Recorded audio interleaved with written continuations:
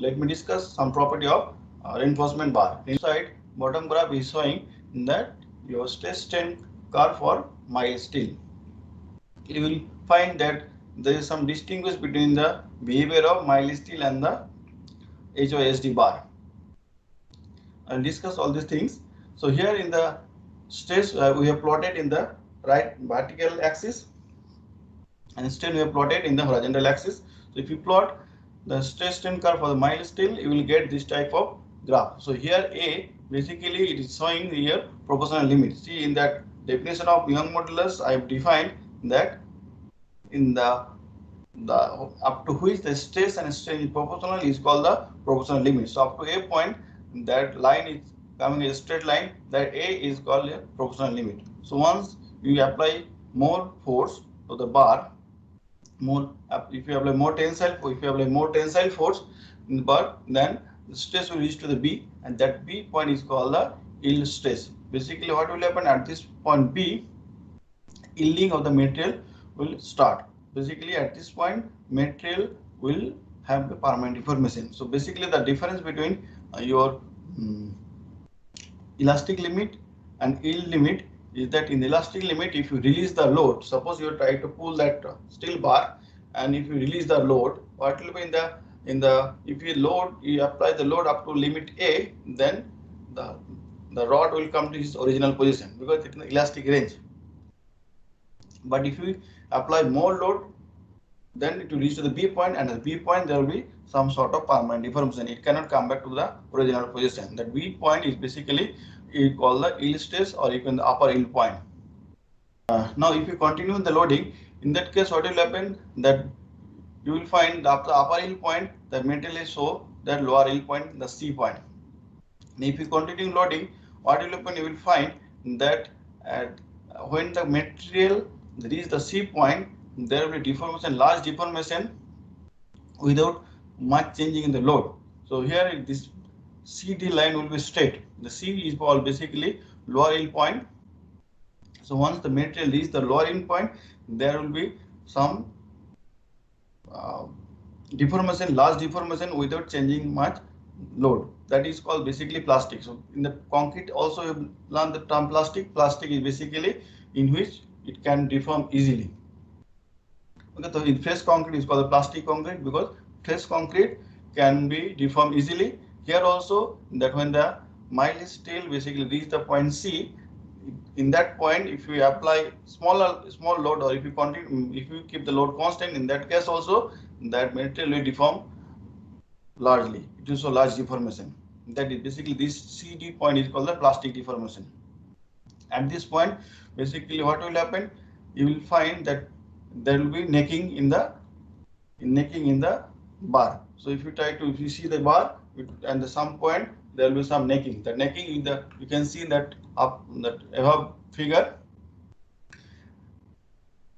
This yielding is the failure of the material in the shear along the 45-degree plane of the maximum shear. So if you apply load, so there will be some shear force will develop, and this yielding basically will occur at the angle of 45 degree with the maximum shear force. What happened between the C and D? In between the C and D loader band, that also called the slip band, is to occur. And due to this loader band or the slip band, the material deform very high volume that I already discussed. That deformation is basically, if you see the strain, that is strain between the C and D. If you draw a vertical line from the C, it will intersect that strain axis, and if you draw a vertical line from D, it will intersect the D strain axis. So basically you will find that epsilon C and epsilon D value is coming more than the epsilon B value. So whatever the strain till now occur, that strain will be low in comparison to the strain which is occurring in the plastic limit or plastic deformation. Now what happens if you try to apply more load, that time the steel bar will regain some strain. That is basically called the hardening of the bar. And if you try to continue the loading, it will reach the E point, that is called the ultimate load method. Basically ultimate load is basically maximum load up to which it can maximum ultimate load, basically the maximum load it can carry.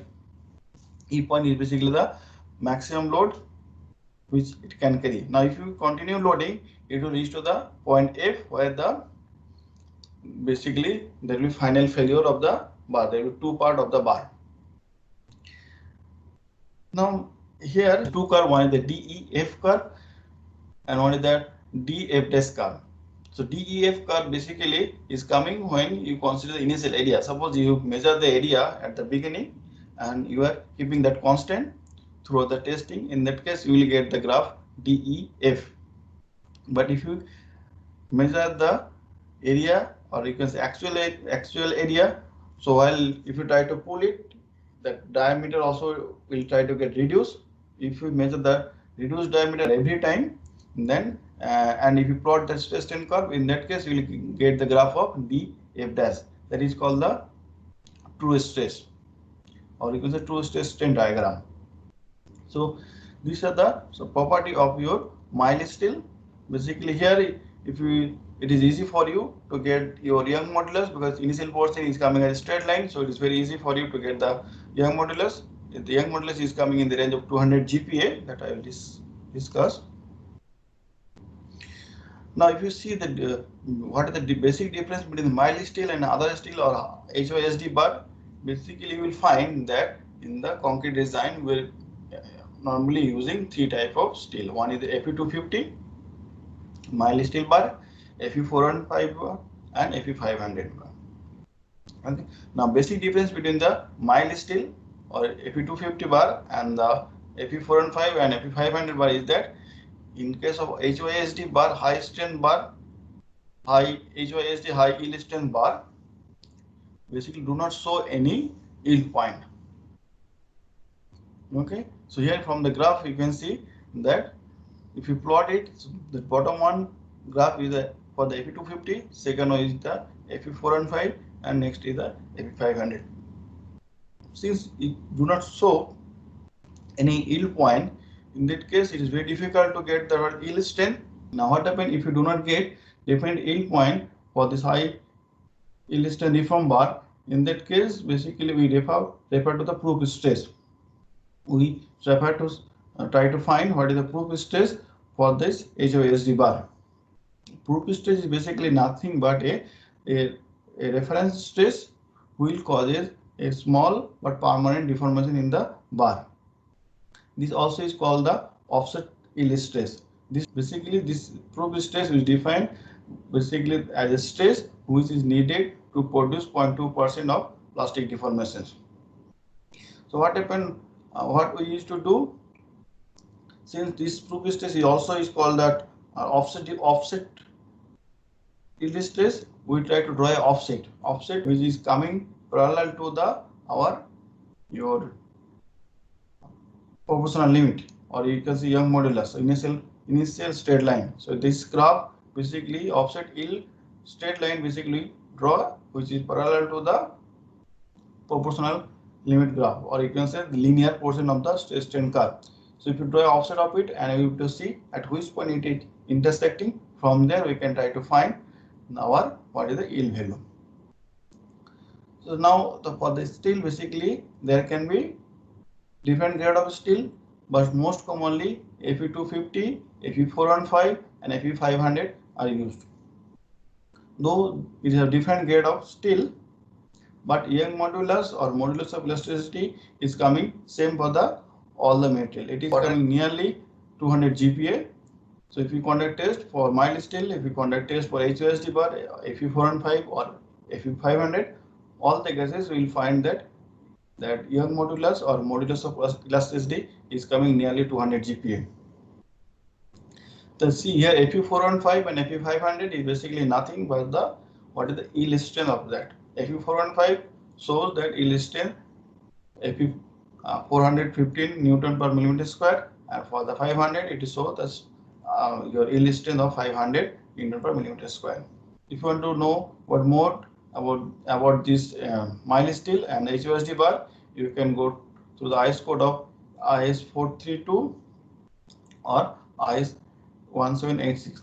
Now one more difference is that between the Fe415 Fe500 and the mild steel is that in case of mild steel bar is deformed bar. Basically you will find reeve is there in the surface of the Fe415 bar and Fe500 bar. That is not exist in the mild steel bar.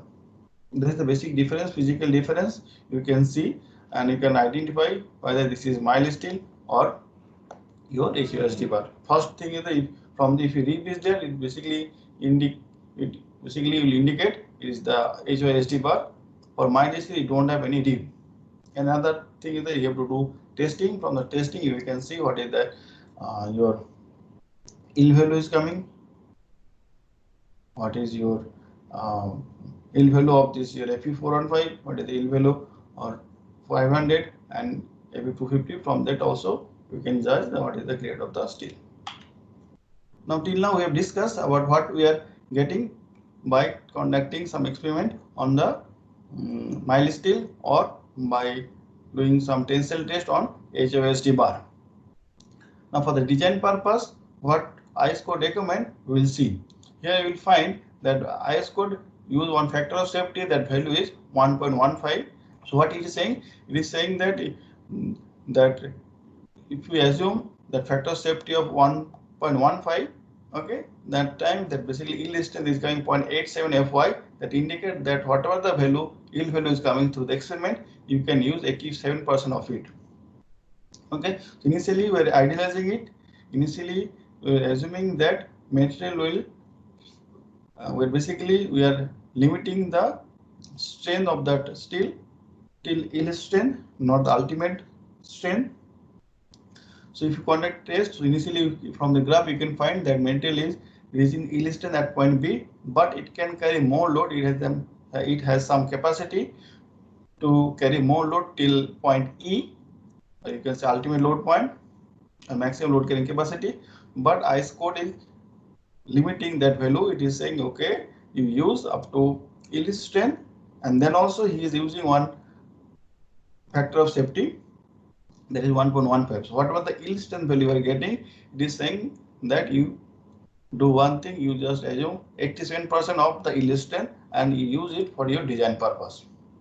So right side graph here, you see that Fy is the characteristic curve, that basically idealized characteristic curve, because idealized in the sense we are not assuming or we are not using the data which is coming up to yield point. So we are idealizing up to yield value, and then also we are applying one factor of safety, and from there we are getting the design curve. So design curve, which is basically the design value which we are using for our design purpose in the reinforced concrete structure.